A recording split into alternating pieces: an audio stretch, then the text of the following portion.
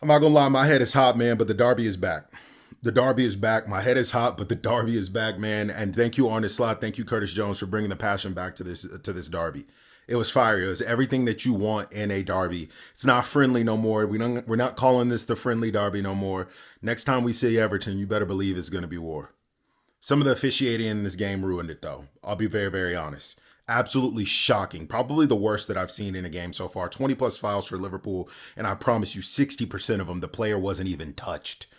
And I'll talk about the goals and the officiating that led to those goals, mind you. But as you guys are getting into this video, don't forget to like, comment, and subscribe. And when you're down there, make sure you put where you're watching from. This thing's going all over the place. We're in Ireland. We're in Merseyside. We're in London. We're in Las Vegas. We're in Houston. We're in New York. We're all over the place. So put where you're watching from so you can connect with some people in your area. But let's talk about Michael Oliver's officiating in this game. Absolutely shocking. Absolutely shocking. He let the crowd influence a lot of the decisions today in the first and in the second goal. The first goal, there was a foul leading up to that goal, right, from Ndiaye, who went off injured from injuring himself from trying to dive, kicking the ground like a goofball, which Everton did all game. And I don't even know how you can be proud of that type of football. But hey, if you got to do that to win matches, you got to do that to win matches. Credit to Everton. Credit to David Moyes. The David Moyes era is back. The shithouser is back. Credit to them. They executed a game plan and they got it done. I can't hate him for that, right? But he didn't even touch him leading up to that goal. Go back and look at that goal. And Ndiaye didn't even get touched by McAllister. It led to a goal, okay? Second goal, two players crash into each other. Neither go off for a head injury, which is the protocol which you have to do. It doesn't matter if it's touched by another player, by the opposition player. They crashed into each other, both holding their heads. Both of them should have went off for treatment. They again go on, and both of the players influence the next plays, right? And they get awarded an extra 2 minutes of added time on top of when the game should have initially been injured. 3 minutes, the goal goes in, 3 minutes pass, right?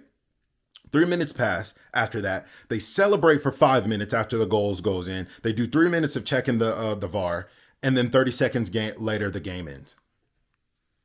30 seconds later, the game ends. So you're telling me 5 to 7 minutes of celebrating and checking VAR isn't allotted to us. Say that, okay, you don't let those guys go off when they crash into each other and they hit their heads and they're supposed to go off anyway. Everything should have been down to 9 in that moment, right? Say that we let that slide. You're telling me we don't get an extra 5 minutes at least to try and go get a winner? It's kickoff and 30 seconds later, the game ends, even though they just celebrated for 5 minutes and then you sat and checked VAR for 3 minutes. Make that make sense to me, because you gave them the extra added time for when their players went down injured, but we don't get any extra added time for watching them celebrate and you guys deliberate over a call that shouldn't even have been happening because the two players involved in it shouldn't even have been on the pitch from your mistake. It just doesn't make sense to me. And I know there's going to be some people that are upset with the Liverpool performance as a whole, but let's be honest, this game was never going to be an easy match. It was never going to be an easy game. We knew it was going to be ugly. We knew David Moyes was going to try to make this sloppy. And I'll talk about our play a little bit and how we could have improved. But we knew this was going to be a tough match. We fought back from going down and we got 2 goals back. This should have been a victory for us.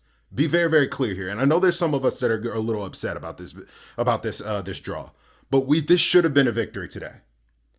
And we should have played better, but Oliver has just influenced history as a whole. That's the last ever game that we will play at Goodison Park, and then it also is going to be influencing our title race. I don't think as much as some people think it's going to, but it is going to influence the title race. And now, in a situation where Oliver shouldn't be the center of the attention, he is.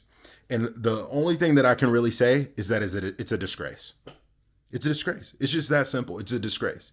Some of the fouls and some of the cards that was given was an absolute disgrace for Michael Oliver.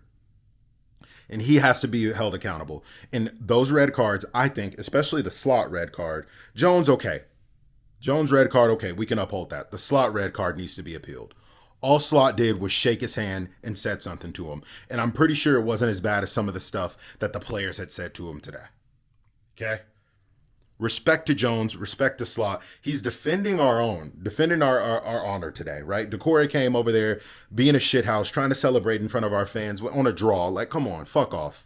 Are you serious? On a draw, and I get you're a bottom of the table team. You're fighting against relegation. You take 2 points off of us to potentially affect the title race. If that's the trophy you're going for every single season, you guys need to get a different profession. If you guys aren't actually competing for real trophies at the end of the season every year, your main trophy is we took 2 points off of Liverpool and made them not win the title. If that's what you're going for every single year, Everton and your fan base, you guys need to get a different profession. I swear to God. Mayhem ensued after that. Even VVD had to pull the manager off, right? And he got carded too. So let's talk about some of the play, because it isn't all the way on Michael Oliver. Liverpool needed to be better as a whole, right? It was ping pong ball in midfield. Again, for the the second game in a row, we looked great against Tottenham. And we expected this game to be hard, let's be very clear. But we should have been starting to outclass Everton after that second goal went in. Slow the game down, manage it, keep possession, which didn't happen. We played into the shithouse tactics. We played into the pace of the game, which we shouldn't have. And we didn't play the fluid football that we seen against Tottenham. We tried to play rock and roll football instead of smooth jazz, and we should have made the match almost boring after that second match goal went in. But we got swept away in the intensity. We got swept away in the atmosphere, and we just continued to play like we were down, right? Which I think it was a mistake by Arne Slot and the boys. But credit to Moyes. He made the match messy. He made it intense. And Everton dug something out of this when they shouldn't have. Let's be honest. But Slot will need to go back to the drawing board as of late. It's been a really tough run of form. But the damage, I feel like, has been controlled. I don't think we need to start ringing the alarm bells that much, right? To still have a winning record coming out of this tough run of games, right? To not still be 7 points clear of second place Arsenal, who are the walking wounded right now. I don't think we have anything to worry about. I'm really more upset that this is how the game had to end, right? Fantastic for Everton fans, but why let controversy ruin such a moment, right? And then let's be really clear. Liverpool need a forward. Salah can't keep saving us on his own. Diaz is not the solution. And I think that Núñez probably should have started this match in terms of the physicality, in terms of the pace, and then, of course, the help in midfield, which I think Diaz needed to give to Szoboszlai, to Ryan, and to Maka, which Núñez often does. So I think that was a mistake by Arne Slot by not playing Núñez earlier in this game.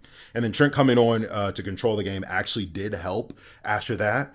And it helped subdue that Everton midfield. He came in as a double pivot with Maka and let Jones and Szoboszlai push forward as wide tens, and was actually a little bit more defensively sound than Connor was.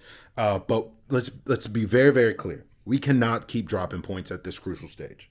Even though Arsenal are very, very weakened right now, this will give them hope. And the last thing that we want to do is give Arsenal hope in this thing, or we will pay for this lackadaisical run and this lackadaisical approach that we've had in the last handful of match. But I think you start to question, you start to think, has Slot kind of overplayed his hand?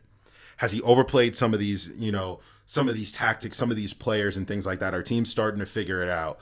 And where does Slot go when the players at hand kind of really can't be game changers for you, because the game changers are already on the pitch, right?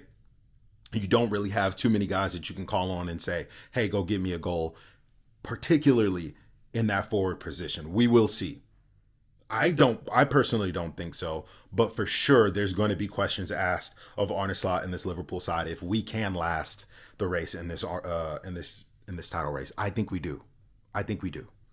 So what's next? Wolves next with no Slaughter Jones, but I think Heitinga with Sepke Hulshoff, I think they will kind of tag team it a little bit, and I have no doubt that they can do the job. Heitinga is very respected, and I hear Sepke is a very, very good coach. So Arne Slot, welcome to Merseyside, man. Thank you for bringing the intensity back, but thank you for bringing the passion back to this fixture. Appreciate you guys. Make sure you guys like, comment, and subscribe to the channel. Everton, we'll see you bastards soon. This one ain't over.